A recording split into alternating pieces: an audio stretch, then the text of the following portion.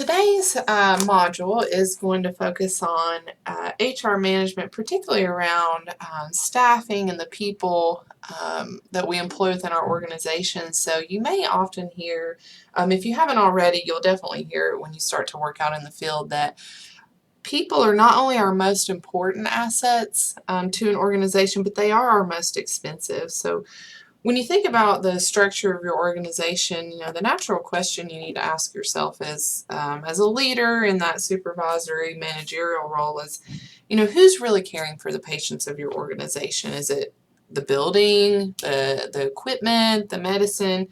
And obviously the answer to those questions is no. It's the people that you employ for your organization, and they really set the tone and the culture of how your organization operates and the environment they operate in.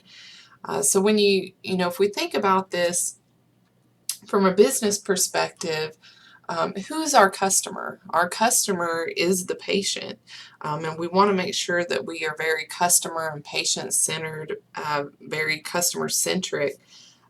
So when our patients and our customers are saying that they were provided good care, it's not the building that provided the care or the medicine that provided the care. They're talking about the people, saying that the people provided that great level of care. And the best form of marketing is through word of mouth. So we want to make sure that we see customer service and care as one and the same.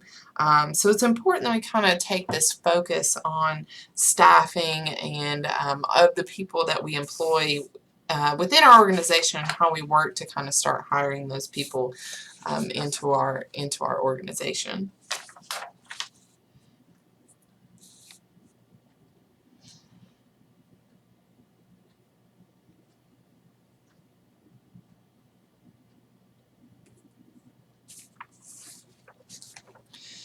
Now, depending on the size of the organization you work for is going to depend on your human resource management kind of department and level and structure and function overall. So if you're working for a smaller organization, you may have one person that does all those key functions and job-specific tasks that were mentioned on the previous slide. So you're going to have one person, that does the payroll and the benefits and the hiring and the firing and the keeping up with the records and the time and things like that. Now, when you start to get out and branch out into larger organizations, you will start to see where these kind of functions are departmentalized. So you're going to have a payroll department, you're going to have a benefits department, you're going to have a onboarding department, you're going to have a record department. So the larger your organization gets, the more people you're going to need working in this HR management function.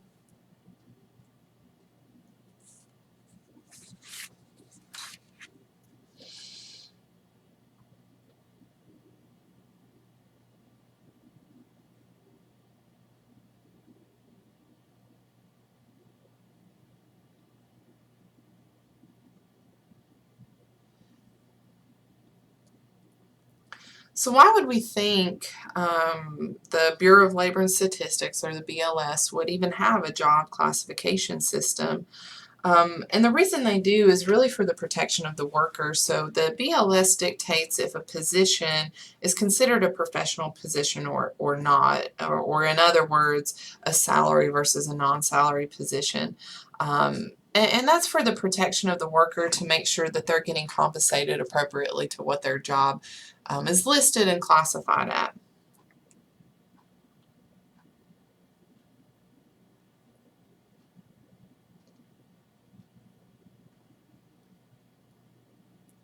So in healthcare, we know if you already work in the industry, or if you're about to kind of start your venture out into the healthcare industry, you'll find that in healthcare in particular, it's very difficult to find the right employee to represent our organization.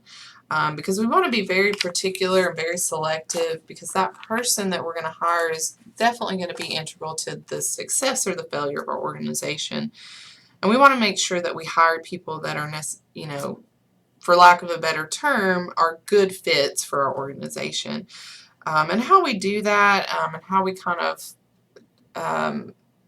find the skills that we're looking for and the personalities that we're looking for are a couple things mentioned on this slide in terms of, building relationships, having temporary employee pools, and offering incentives, employment incentives, to our current employees and to our prospective employees. We may offer things like referral bonuses. So if I have a nurse that can refer a nurse to our organization that's a good fit and they stay X amount of months, I'll give the new nurse and the referral nurse maybe a $500 bonus apiece. So you can do things like this to encourage, like-minded people that are good fits for your organization to start to naturally come to you. But a couple things you want to be careful of, particularly around these hiring bonuses. You definitely don't want to give that impression of desperation. So you don't want to seem like you're desperate to hire people in, because that too kind of gives a feeling of the culture and the tone of your organization. But when you do decide to start offering things like referral bonuses, you can structure them in a way that'll definitely be beneficial and kind of ensure that people are in there for the long haul. So you could offer a $2,000 sign-on bonus, but extend that maybe over a length of time where you're giving maybe $500 every 6 months that they're there with satisfactory performance. Or you could give the money up front with a commitment that they'll stay X amount of years, and if they don't, they have to pay back that sign-on bonus. Just a couple ways that you can kind of go about this hiring bonus technique.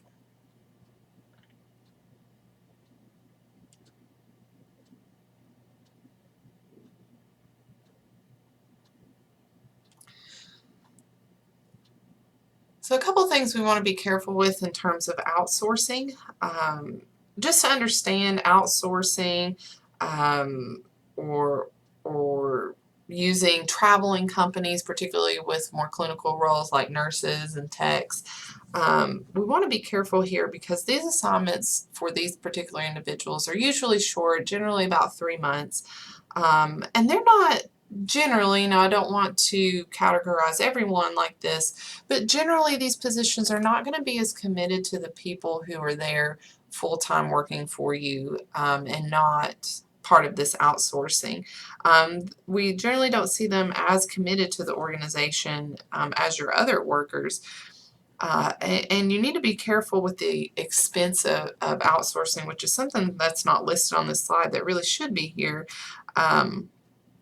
So let's say, just realizing how expensive outsourcing can be. So let's say for an LPN nurse, a regular full-time nurse, LPN hired in to the organization itself and not through a traveling company makes about $15, on the higher end, maybe $20 an hour.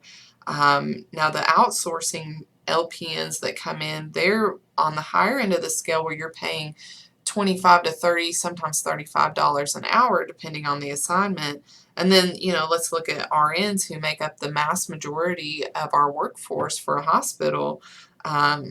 Typical RN gets paid between $20, $30 an hour. And when we start to bring in these outsourced or these traveling nurses, we're looking upwards of $40 to $50 an hour to cover their salary to be at our organization.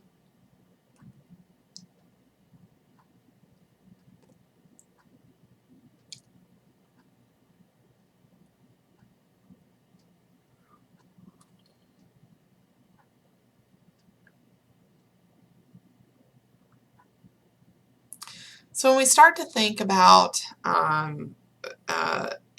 pay raises, how much we're paying employees, here's a quick way to do the math on how much you're really paying out.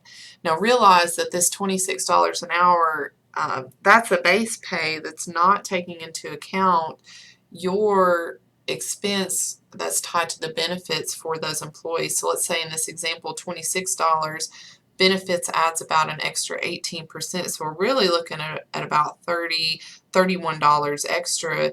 Now when you multiply that out we'll say 40 hours a week times 52 weeks is going to give us about 2,000 hours a year across our 15 employees. If we keep it at $26 an hour, we're looking at about $811,000.